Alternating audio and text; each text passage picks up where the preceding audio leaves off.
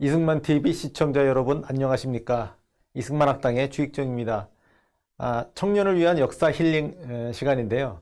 오늘은 박정희 후진국 경제개발의 새 길을 내다 라는 제목으로 말씀을 드리겠습니다.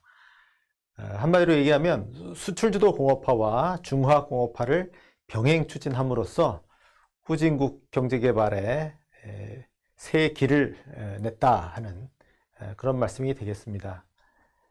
지난 시간에 제가 우리가 어떻게 해서 한국이 당시 어떻게 해서 새로운 개발 전략, 수출주도 공업화 전략을 찾아가게 됐는가 하는 것을 말씀을 드렸는데요. 그게 이제 64년부터 65년, 특히 64년 하반기부터 65년 초, 요때 이제 이러한 전략, 개발 전략을 우리가 스스로 정립하게 됐다, 수립하게 됐다, 이런 말씀을 드렸습니다. 그런데 바로 그 시기에 또 이러한 전략을 실행하려면 그럼 실행할 수 있는 어떤 체제가 만들어져야 되겠죠. 그래서 그 전략을 실행할 수 있는 체제가 국내적으로 또 국제적으로 만들어집니다. 국내적으로 만들어지는 거는 이제 경제팀이 딱 편성이 되는 건데요.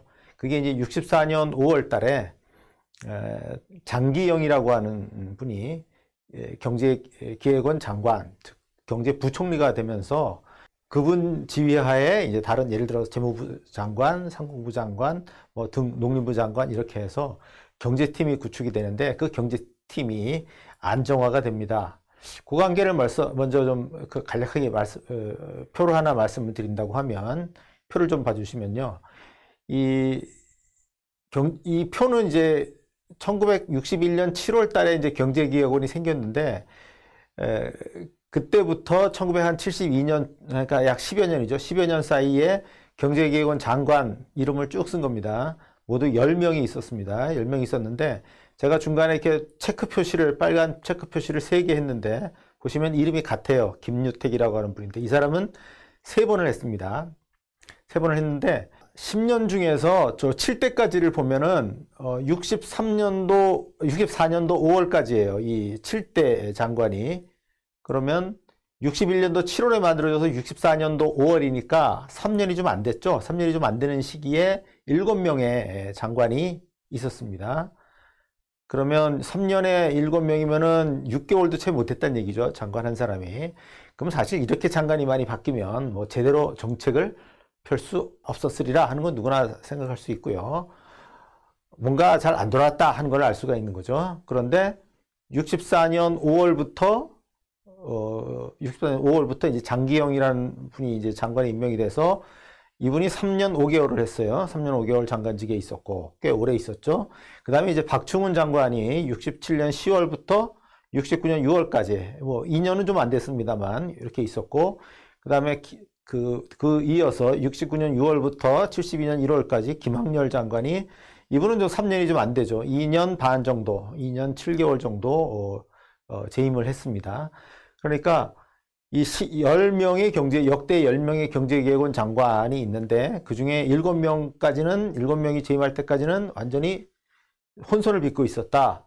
그 뒤에 안정이 됐다라고 하는 건데 바로 64년 5월에 이 장기영 부총리를 필두로 해서 경제팀이 만들어지고 또 그 이후에 개발 전략이 수립이 되고 한국의 개발 전략이 수출주도 공업화로 수립이 되고 이게 다 맞물려 들어가는 겁니다. 이렇게 해서 우리나라의 경제개발이 본궤도에 오를 수 있었다. 이렇게 말씀드릴 수 있습니다. 이 장기영이라는 분은 이 사진을 좀 보시면은 지금 이 5월 달에 임명장을 받고 있는 건데요. 박 대통령이 있고, 박 대통령이 원래 키가 좀 작죠. 작은데 이제 박 대통령보다는 체격이 훨씬 더 커 보입니다. 사진에도. 이제 고개를 숙이고서 이제 임명장을 받고 있는 건데, 이분은 이제 그 전직은, 그러니까 한국일보사를 만든 사람이에요. 한국일보사의 그 창립주입니다. 한국일보사 사주예요.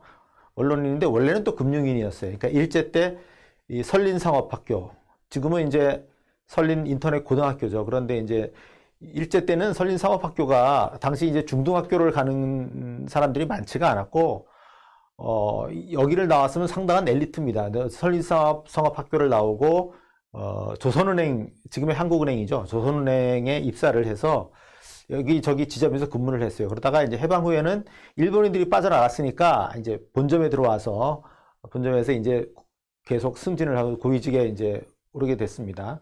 그리고 50년대에는 뭐 조선일보사의 사장도 하고 이랬는데, 이 별명이 왕초라는 별명이 있었고, 불도저라고 하는 그런 또 별명이 있었어요. 그러니까 보스 기질이 아주 강하고 또 추진력도 탁월했다고 하는 겁니다. 이분이 이제 그 장관에 있는 동안 사실 우리나라가 이제 고도성장 궤도에 완전히 진입을 했는데, 이 박 대통령이 절대적으로 또 힘을 줬어요. 그러니까 어느 정도의 힘을 실어줬느냐, 다른 경제장관에 대한 비토권, 해임 건의권을 줄 정도로 신임을 했어요. 그래서 이분 때문에 잘린 그 재무부 장관이 3명이나 돼요. 그 중에는 김학렬, 나중에 이제 부총리가 되는 김학렬 장관이 있는데, 이 사람이 재무부 장관 됐는지 3개월 만인가에 이 장기영 부총리의 건의 때문에 해임이 됩니다. 그러니까 물론 재무부는 아무래도 이제 경제개혁은 일을 벌리려고 하는 편이고, 재무부는 그걸 자금적으로 뒷받침을 해야 되니까 그걸 좀 말하자면 체크를 하겠죠. 억제를 하고 이런 입장이긴 한데, 그러니까 일하는데 방해가 된다 하면서 이제 막 이 사람하고 일 못 하겠습니다 이러는 거예요. 그럼 박 대통령이 또 들어줘요. 지금 같으면은 어떤 장관이 다른 장관 이 사람하고 일 못 하겠으니까 바꿔주십시오 이러면은 당신이 나가 이럴 수도 있지 않겠습니까? 여하튼 박 대통령이 이런 절대적인 신임을 받으면서 이분이 경제개혁원 장관으로 재임을 하면서 이때 외자도 완전 많이 들어갔고요. 그래서 이분은 또 그런 말씀도 했다 그래요. 뭐 그 부채도 자산이다. 그러니까 외자들이 차관은 부채죠. 근데 그거 들어와서 우리가 공장 세우면 그 우리 자산이 된다. 그래서 이때 또 외자도입이 많이 활성화됐습니다. 그래서 어쨌든 경제성장을 본궤도에 올려놓은 인물인데, 이렇게 이제 경제팀이 구축이 된 그런 것이 있고요. 그리고 국제적으로는 어쨌든 우리가 수출주도 공업화 전략을 시행을 하려면 다른 나라들의 그 도움을 받아야 되는데, 일본과 미국의 도움을 이제 잘 받을 수 있게 된 겁니다. 그게 뭐냐면 한일 국교 정상화가 추진이 되고 이루어지고, 그다음에 베트남 파병이 성사가 된 거예요. 둘 다 65년에 이루어집니다. 자, 한일 국교 정상화는 이제 그동안 50년부터 사실은 50년대 초부터 이승만 정부 시절부터 한일 협정을 추진했는데 잘 안 됐죠. 안 돼 오다가 이 박정희 정부 때 이제 드디어 성사가 됐는데, 64년도에 사실은 거의 되려고 그랬어요. 되려고 했는데 야당과 대학생이 이제 뭐 굴욕 외교다, 매국 외교다 해서 막 격렬하게 반대를 하면서 정부는 뭐 위수령을 내리고 비상계엄을 내리고 나중에는 또 위수령을 내리고 이렇게 하면서 무력으로 억누르고서야 겨우 한일협정을 체결할 수가 있었습니다. 그래서 한일협정을 조인할 때나 또 국회에서 비준할 때 이럴 때 이제 뭐 서울시 내에 뭐 위수령을 선포해서 군이 뭐 치안 유지에 나선다거나 이렇게 해서 겨우 이제 한일국교 정상화를 했습니다. 이때 박 대통령은 이런 얘기를 했어요. 어제의 원수라도 오늘과 내일을 위해서 필요하다면 손을 잡아야 된다. 맞는 말 아닌가요? 어제의 원수라도 필요하면 손을 잡고 일을 해야죠. 예. 박 대통령은 그렇게 얘기를 했는데, 야당은 무슨 얘기를 했냐면 한일회담이 되면 우리는 즉각 일본의 정치적, 경제적으로 예속될 것이다. 우리는 망한다. 이런 얘기예요. 일본의 지배를 다시 받는다. 근데 지나고 보면 어떻습니까? 일본의 그래서 지배를 지금 받고 있습니까? 아니죠.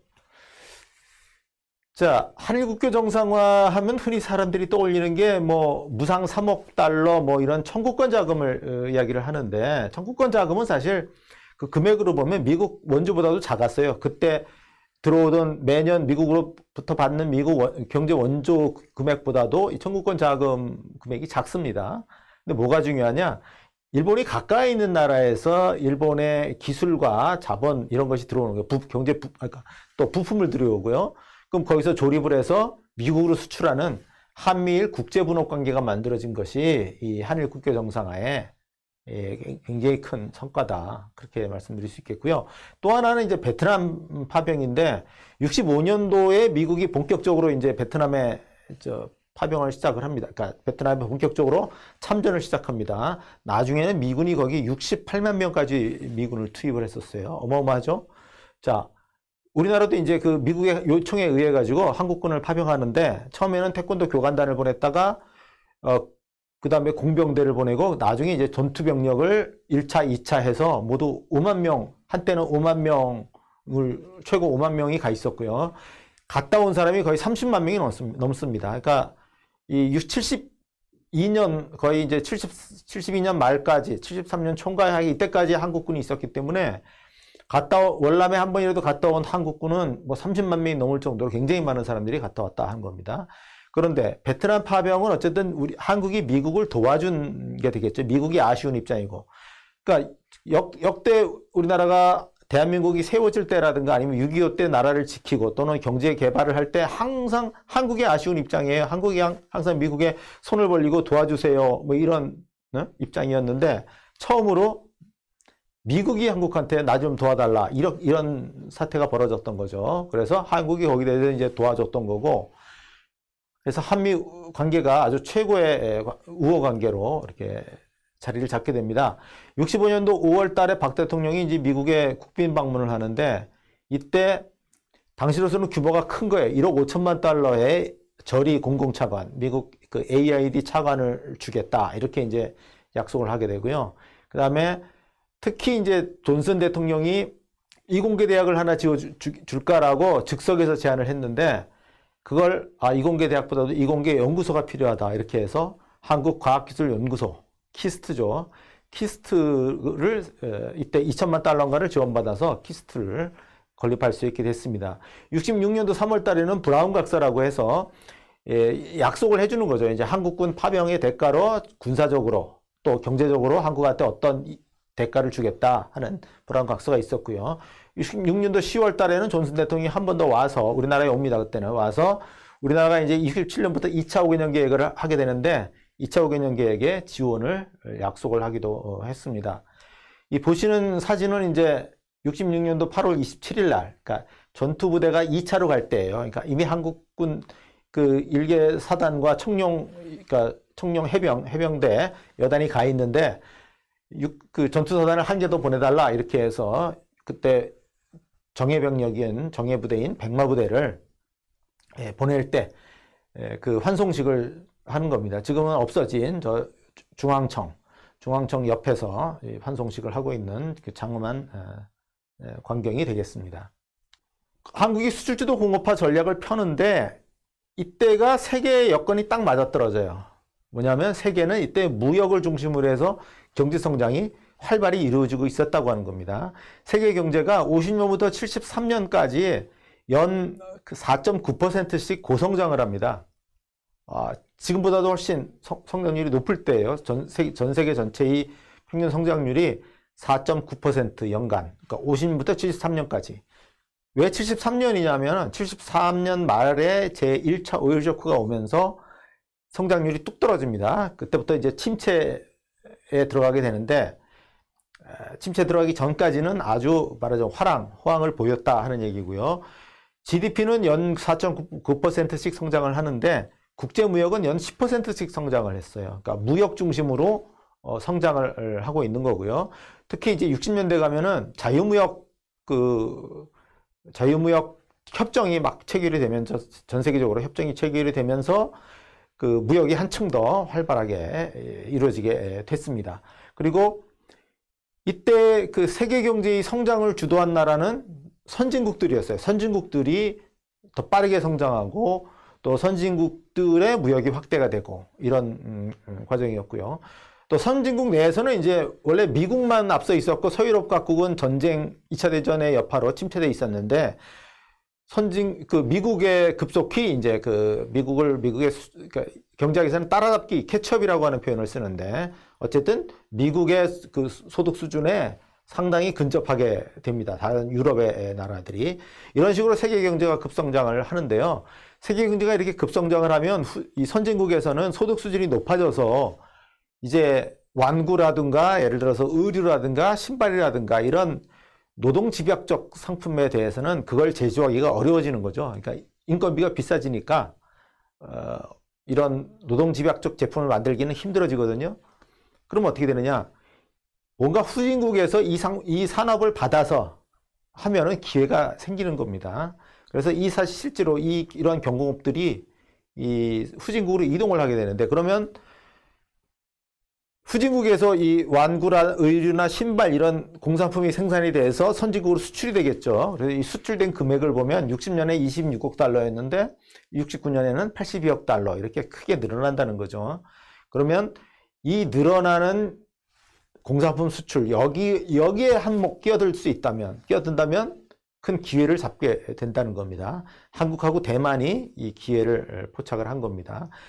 자, 이때 공산권들이 엄연히 있었고, 지금 중국 같으면, 중국이 지금 한때 세계의 공장, 지금 그렇게 이제 등장을 했는데, 중국은 뭐 이때 아직 공산주의에다가 문화혁명을 하고 뭐 이럴 때라서, 뭐 공업화 이런 데 전혀 관심을 안 쏟고 있을 때입니다. 그 다음에 라틴 아메리카 이런 나라들은 수입대체 공업화라고 해서 자체 내에서 중화공업을 일으키는 데 관심이 있었지, 경공업 제품을 생산해서 선진국에 수출한다 이런 개념이 없었어요.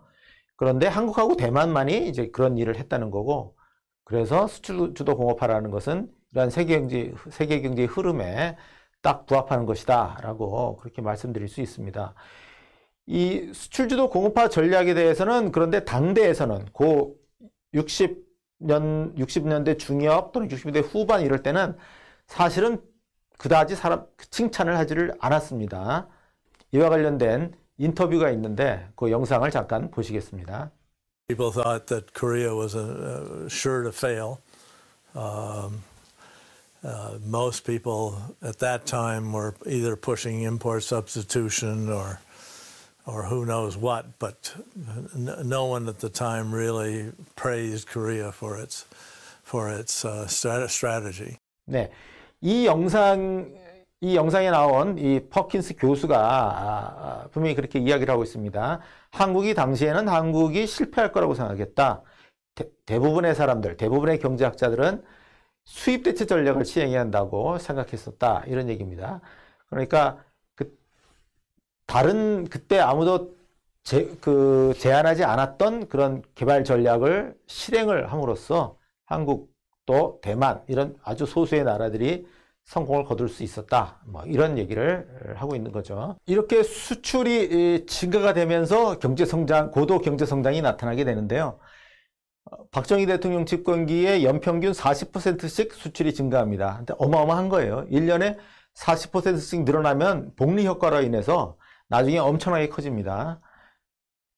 그리고 이렇게 수출이 증가하는데 그 내역을 보면은 노동집약적 경공업품이었다 이런 얘기죠. 한 60, 70년대 전반까지만 해도 대표적인 품목이 지금 1, 2, 3, 4라고 제가 썼습니다만은 의류 스웨터, 그 다음에 합판 가공, 합판이에요. 그러니까 나무를 얇게 잘라서 붙인 거죠. 그래서 합판이죠. 그 다음에 가발, 그 다음에 이제 경공업 제품으로는 전자부품업이 있어요. 제가 5위라고 한 거는 1970년에 5위였어요. 그럼 1970년에 4위는 철광석이었습니다. 그럼 철광석을 제외하면 다 경공업품입니다. 이 전자부품업도 부품을 간단하게 조립을 하는 거예요. 뭐 여공들이 조립하는 거지, 뭐 대단한 기술을 요하는 그런 건 아니었습니다. 한마디로 어떻게 보면 딱 보면 좀 시시하다는 느낌이 들어요. 시시한 조립 가공형 공업이다. 그렇게 말씀드릴 수 있습니다. 이와 관련된 증언이 있는데 그 증언을 잠깐 보시겠습니다. 내가 국장 할 때니까 64, 5년 될 거야. 우리가 수출하는 것이 뭐 와이셔츠니 뭐니 그런 거니까 우리나라 물건들을 어디서 파느냐 그거 한번 가르쳐 달라고 그래서 본인이 찾다 했는데 감기 그 시장이야. 우리나라에 수원시장쯤이나 될 것 같고 동안 창원시장이나 될 그 정도 조그만 시장 동네 바깥에 있어. 그 1층, 2층짜리 집 행편없는 집도 이렇게 쭉 나란히 했는데 가게야.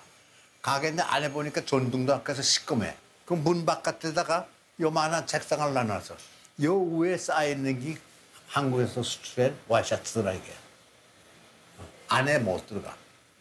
싸서 한 개씩 안 팔아. 한 타씩 팔아. 우린 그렇게 열심히 맹길어서 여공들이 맹기는 건데 말이지. 이렇게 푸대접을 받고 있는 애게.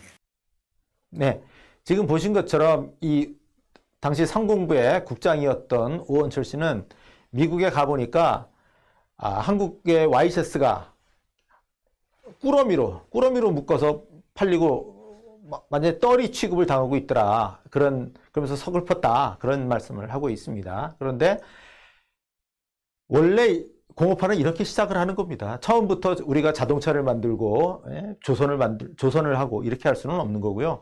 처음에는 뭔가 이렇게 시시해 보이는 또는 단순한 이런 것부터 시작하는 게 맞는 겁니다. 그래서 우리는 그 길을 제대로 이제 걸어갔다 이렇게 말씀드릴 수 있겠고요. 그 밑에 있는 표는 그러니까 1차 5개년 계획, 2차 5개년 계획 그 기간 동안에 국내 총생산, GDP 경제 성장률, 그다음에 광공업 내지 제조업 성장률 이걸 이제 보인 겁니다. 퍼센트입니다. 숫자는 퍼센트고요. 그런데 이제 빨간 표시로 된 게 있는데 예를 들어서 GDP 국내 총생산 같으면 66년도에 12%, 68년도 11%, 69년도 14%에서 66년도에 처음으로 두 자릿수 성장을 시작했어요. 우리나라 역사상 처음으로. 이게 80년대에 다시 한번 옵니다. 80년대에 이제 소위 3조 호황에서 두 자릿수 성장이 있고 영원히 안 올 성장이죠. 우리나라 역사에서 앞으로도. 어쨌든 그런 두 자릿수 고도 성장의 시대가 이 66년에 열렸다. 이제 그런 말씀이고요. 제조업 중심으로 성장을 하는 거예요. 그래서 제조업은 보면은 나중에 거의 연평균 20%씩 성장한다. 이게 1년에 20%씩 계속 불어나면은 이것도 역시 엄청난 속도로 커지는 거다. 그렇게 말씀드릴 수 있습니다.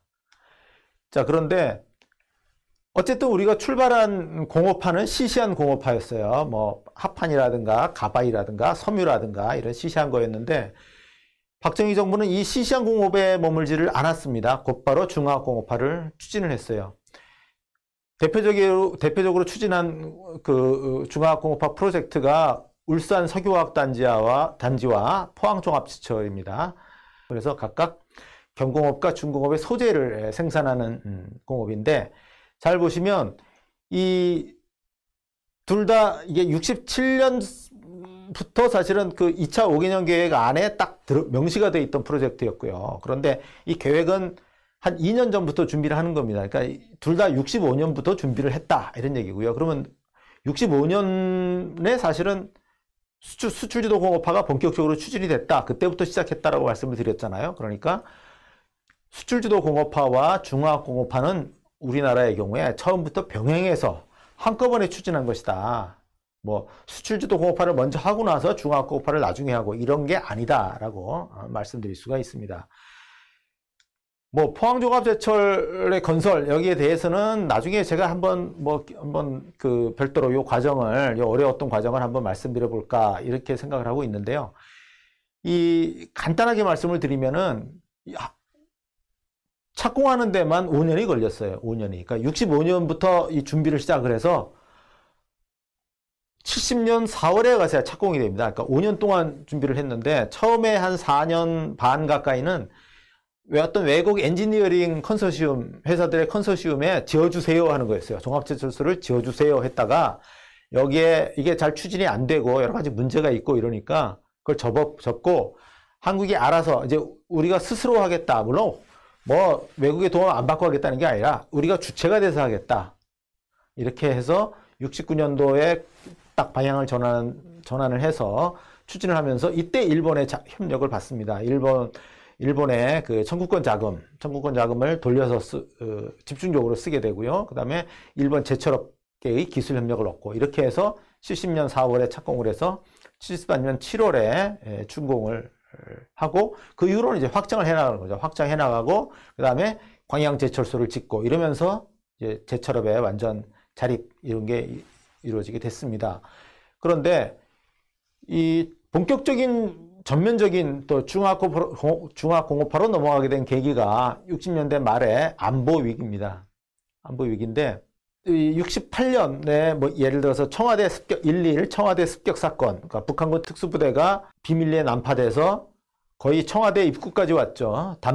청와대 담까지 왔습니다. 1.1 사태 뭐 이런 것이 있었고요. 즉 북한의 대남 도발이 아주 60년대 말에 격화가 됐고 그 다음에 반면에 세계 냉전은 아주 헤빙으로 가고 있었어요. 이때 이제 북한의 대남 도발이 격화된 거는 남한을 흔들어 보자 하는 것도 있고, 또 하나는 이제 이때 한국이 월남에 대거 병력을 파견했는데 월남에 더 이상 파병하지 못하게 묶어두기 위한 그런, 그러니까 말하자면 북한이 월맹을 도와주려고 하는 그런 전략도 있었던 겁니다. 어쨌든 이렇게 해서 한반도 내부에서는 긴장이 굉장히 고조가 되는데 세계적으로는 냉전이 막 무너지고 있어요. 해빙, 냉전이 풀리고 있다 이런 얘기입니다. 대탕트가 이루어지고 있는 아주 그 요상한 그런 상황이었어요. 그런데 한미 관계는 굉장히 나빠졌습니다. 한미 관계는 어떻게 나빠지느냐? 미국이 베트남전에서 확전을 하고 베트남전에 참전하고 이럴 때는 예를 들어 이 사진이 보시는 것처럼 박정희 존슨 회담인데 뭔가 딱 봐도 화기애애 보여요. 그러니까 미국 대통령이 뭔가 제안을 하고 박정희 대통령이 웃으면서 그거를 받는 그런 모습인데, 이렇게 월남전이 확전이 되고 이럴 때는 한미 관계가 아주 좋았습니다. 좋았는데 미국도 이제 월남전 68년도 들어오면은 월남전 그만해야 되겠다라고 해서 발을 빼기 시작합니다. 월남전을 축소를 하고 월남전을 종전 끝내려고 하는데 이때 한미 관계가 아주 악화가 돼요. 박정희 닉슨의 관계인데 이 69년도 1월에 닉슨 대통령이 취임을 했습니다. 아까 보신 존슨 대통령에 이어서 69년도 1월에 취임을 했는데 8월 달에 이제 그 회담을 하는 겁니다. 그런데 뭔가 사진을 봐도 좀 간소해 보이죠? 뭔가 정상회담을 하는 것 치고는 좀 뭔가 격식이 안 맞아 보이는데 왜 그러냐면은 원래 새 대통령이 취임을 하면 그 대통령이 우리나라에 오든지 아니면 한국 대통령이 가든지 하면서 백악관에서 제대로 회담을 해야 되는데 백악관이 아니에요. 그러니까 닉슨이 여름 휴가를 샌프란시스코인가 어디로 갔는데 거기서 이제 친구들하고 만나서 어울리고 이런 자리에서 잠깐 시간을 내서 우리나라 대통령을 만난 겁니다. 그리고 표정들 보세요. 표정이 냉랭해요. 뭔가 딴 생각을 하고 빨리 끝냈으면 좋겠다. 뭐 이 사람하고 더 이상 계속 있기 싫다. 약간은 그런 표정까지도 보입니다. 닉슨은 이 월남전을 빨리 끝내는 정책과 더불어서 중국과 당시 이제 중공이라고 불렀죠. 중공과의 국교 정상화를 또 추진을 했습니다. 그럼 일본도 그에 따라서 중국과의 국교 정상화를 추진을 했는데 우리나라 입장에서는 이때 중국 내지 중공은 6.25 때 우리나라에 개입을 했었고 아무런 국교 관계도 없고 적대 관계에 있었죠. 그러면 우리의 아주 제일 가까운 우방인 미국과 일본이 중국과 접근을 한다. 거기와 국교 정상화를 한다. 그럼 뭔가 한국에 대해서는 손을 놓는 그런 느낌이 되겠죠.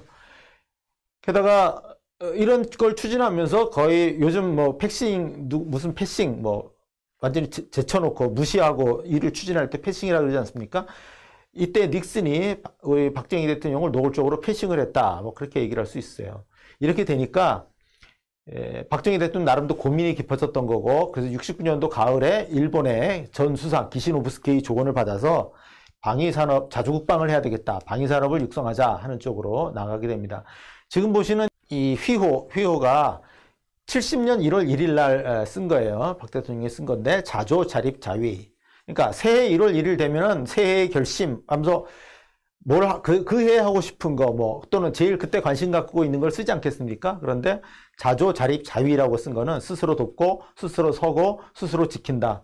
박 대통령 머릿속에는 이제 혼자 남았다. 우리는 혼자 남을 수도 있고 그러면 자주국방을 해야 된다. 홀로서기를 해야 된다라고 하는 절박감, 이런 것이 이제 머릿속을 채우고 있었다. 그렇게 말씀드릴 수 있습니다. 자, 이렇게 방위산업을 키워야 되겠다 하고 나서 70년부터 4대 핵공장, 이때 핵은 그 원자력이라는 뜻이 아니고요. 주물선, 특수강, 그 다음에 중기계, 조선, 이런 중요한 공장이다. 이런 뜻의 중심 공장이다. 이런 뜻에서의 핵공장이라는 말입니다.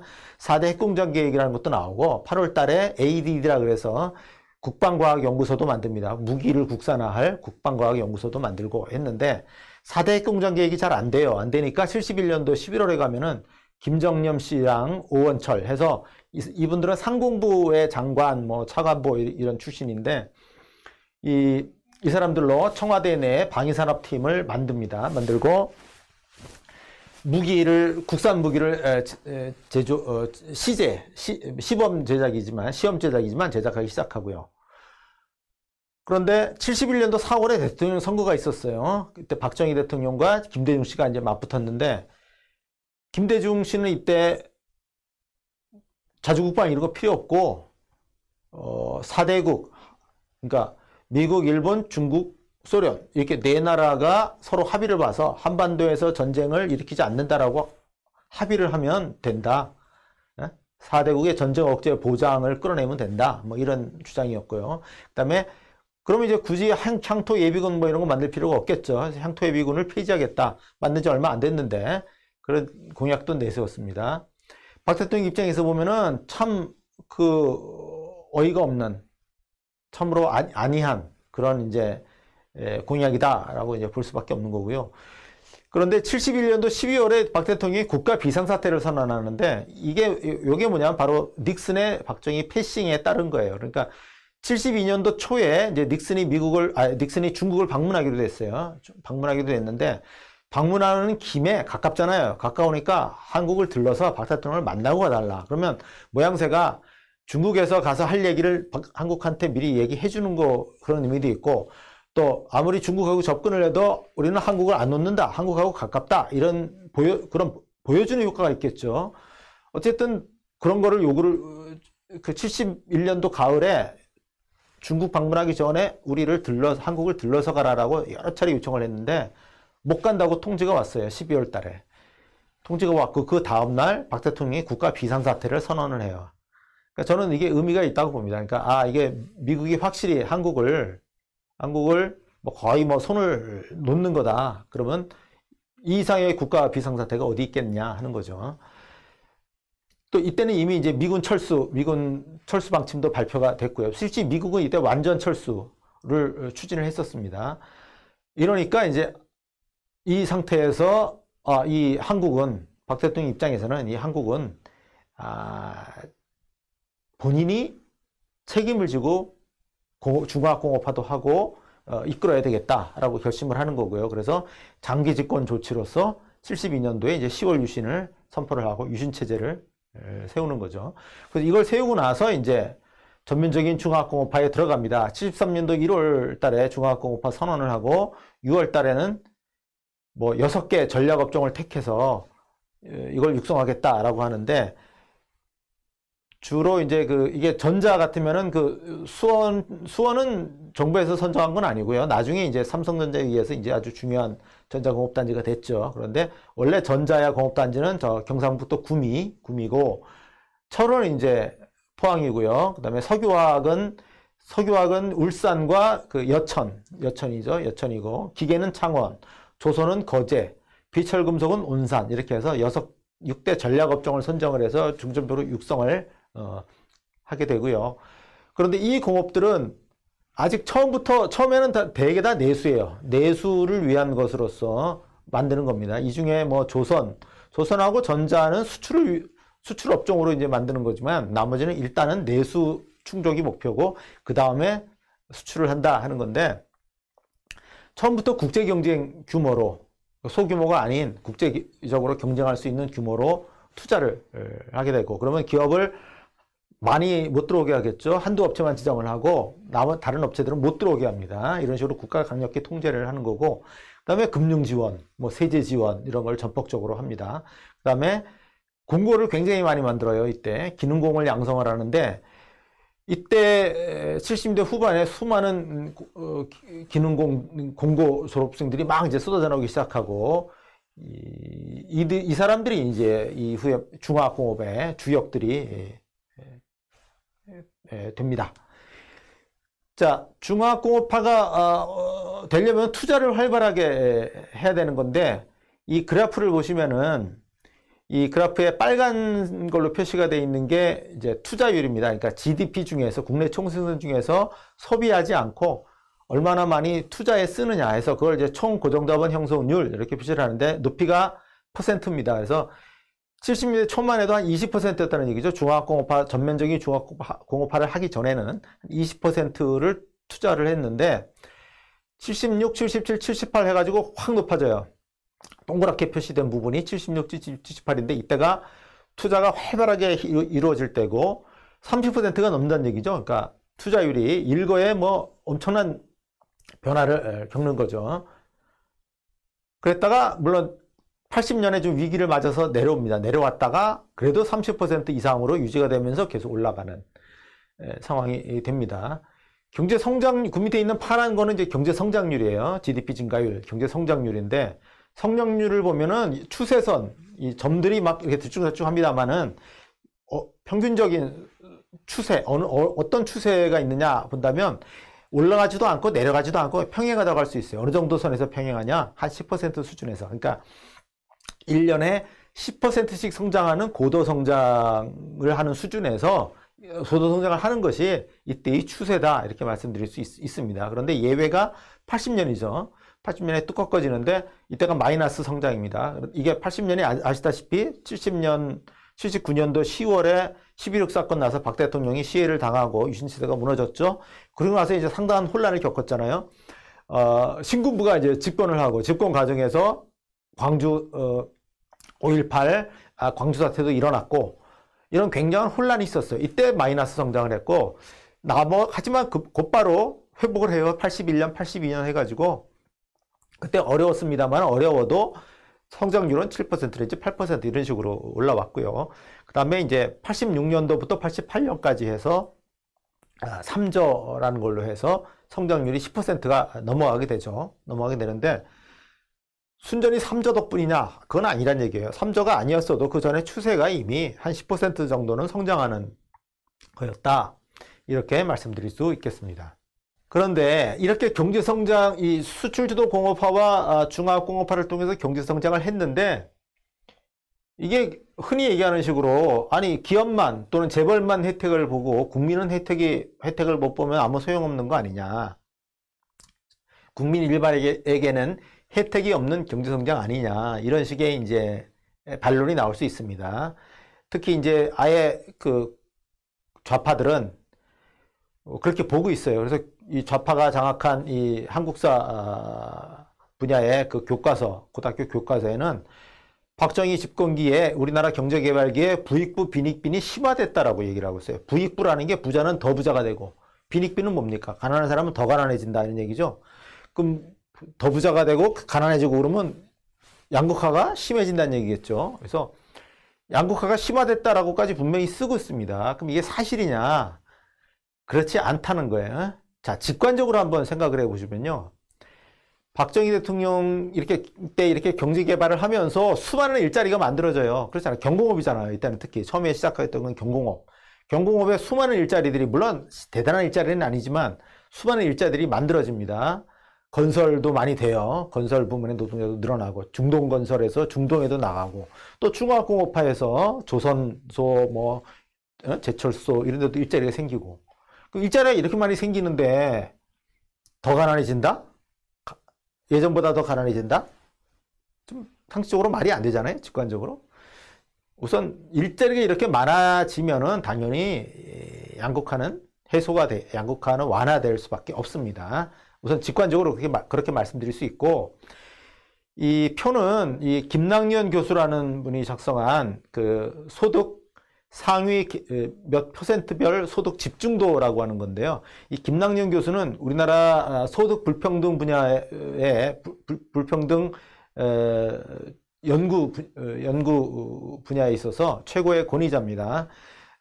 이분이 사실은 양극화가 2000년 이후에 또는 외환위기 이후에 양극화가 심화됐다라고 하는 것을 그 본격적으로 아주 명확한 통계로 주장을 한 분인데, 이 그래프는 이제 63년부터 2008년까지를 다루고 있어요. 물론 중간에 공백이 있습니다. 84년부터 96년까지는 통계가 없습니다. 정부에서 통계 작성하는 방식이 달라져서 통계를 연결을 할 수가 없고요. 자, 그런데 여기 수많은 그래프가 있어서 복잡해 보이는데 그 주황색으로 되어 있는 거 있죠. 가운데. 이게 뭐냐면 상위 5% 소득 수준으로 상위 5%의 그 소득자가, 그럼 상위 5%니까 소득을 많이 받는 상위 5%니까 전체 소득에서 차지하는 비중은 5%, 당연히 5%보다 넘겠죠. 여기 보면 얼마로 되어 있냐면 거의 15%를 넘는 거죠. 15% 정도를 차지를 해요. 그런데 보십시오.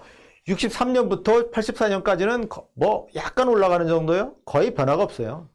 거의 변화가 없고 약간 올라가는 정도, 15% 정도를 유지하고 있습니다. 그런데 96년 이후로는 90년 이후에 뭐가 있어요? 97년 외환위기가 있죠. 외환위기 이후에 여러 가지 이제 경제 개혁 조치를 뭐 했는데 이 90년 이후로는 쭉 올라가고 있어요. 20%도 넘어가는 거죠. 즉 5% 상위 5%가 전체 소득에서 차지하는 비중이 한 15%였었는데 역사적으로 그게 점프를 하더라. 20%로 쭉 올라가더라. 이런 얘기죠. 외환위기 이후의 일이다. 이런 얘기고요. 마찬가지로 맨 위에 있는 파란 선이 10%죠. 소득 10%가 25% 정도를 차지하고 있었죠. 그랬는데 역시 쭉 올라가서 35%를 나중에 2008년 이렇게 오면 2000년대 중반에 오면은 35%를 차지하게 된다. 그러니까 박정희 대통령 집권기에 경제 성장을 했다고 하면 이때는 어떻게 보면 골고루 성장하는 시기다. 그렇게 말씀드릴 수 있습니다. 혜택이 있는 경제 성장이었다. 이렇게 이제 말씀드릴 수 있는 거죠. 예, 그래서 결론을 좀 말씀을 드리면요. 어쨌든 한국의 그 경제개발의 특징은 수출주도 공업화와 중화학공업화를 병행해서 이제 추진을 한 거가 되겠는데 65년경부터 이 두 개가 본격적으로 이제 실행이 된 거고요. 그러면서 특히 이제 무역 중심의 세계 경제에 편입이 되면서 큰 성과를 거두기 시작했다는 거죠. 이 경공업을 수출하는 거는 사실은 경공업 제품을 수출하는 거는 그렇게 어려움이 없습니다. 금방 할 수 있어요. 어느 나라나. 그런데 중화공업화를 하는 것은 쉬운 일은 아니에요. 거기에는 어떻게 보면 진입 장벽이라 그래서 거기 들어가려면 높은 장벽을 뛰어넘어야 되는 이런 게 있습니다. 이걸 뛰어넘기 위해서 사실은 국가가 여러 가지 지원을 했던 거죠. 지원을 하고 독려를 하고 이렇게 했던 거죠. 그런데 이거는 정부가 하라고 해서 하라고 지원해주면 되는 거냐? 그건 아니에요. 왜냐하면 정부가 하라고 해서 지원해서 성공하는 거라면 한국만 성공할 게 아니라 모든 이 지구상에 있는 모든 후진국들이 다 경제개발에 성공했어야죠. 그런데 국가가 지원을 함과 아울러서 특히 이 경제정책을 세우는 사람들이 정책을 잘 짜야 되고요. 그 다음에 이걸 수행하는 민간기업가들이 잘 소화를 해내야 돼요. 아주 창의적인 추진력을 갖고 소화를 해내야 되고, 그 다음에 민간기업에 있는 관리자와 기술진, 또 근로자 이런 사람들이 이 기술과 경영의 노하우를 빨리 배워야 됩니다. 예를 들어서 한국의 조선업 이러면은 현대조선, 지금의 현대중공업이죠. 울산의 현대중공업이 우리나라 이제 조선의 본격적인 현대적인 조선의 출발이라고 말씀드릴 수 있는데, 이 73년부터 선박 건조를 시작을 하거든요. 그런데 78년이 되면 한 5년 사이에 기술 자립을 해요. 물론 핵심 기술, 엔진 같은 걸 생산하는 데는 시간이 좀 더 걸리지만 어쨌든 선박을 설계하고 선박을 설계해서 선박을 건조하는 이 과정 자체는 기술을 요 한 73년부터 78년 사이에 금방 습득을 해요. 그러니까 처음에 뭐 영국의 기술, 그 다음에 또 덴마크 회사가 있었어요. 아예 덴마크 기술자들이 회사의 사장 뭐 이렇게 왔었습니다. 그 다음에 일본의 기술진도 왔어요. 그래서 이 세 개의 기술을 융합을 시켜가지고 자체 기술로 학습을 합니다. 그러니까 이런 관리자와 기술진, 근로자의 학습 능력 이런 것도 대단히 중요해요. 이런 것들이 다 맞아떨어져서 한국의 중화공업화가 성공했다라고 말씀드릴 수 있겠고요. 그래서 이걸 통해서 사실은 한국 경제가 아직까지도 버티고 있는 이 세계적인 제조업 강국이 만들어진 겁니다. 그래서 한국이 사실은 기술 수준이 매우 낮은 상태에서 지금 세계적인 제조업 강국이 돼 있는 것은 이 세계 경제사에서 보면 상당한 업적이다, 또는 세계 경제사적인 어떤 위협이다, 이렇게도 말씀드릴 수 있습니다. 네, 오늘 여기까지 말씀드리겠습니다. 감사합니다.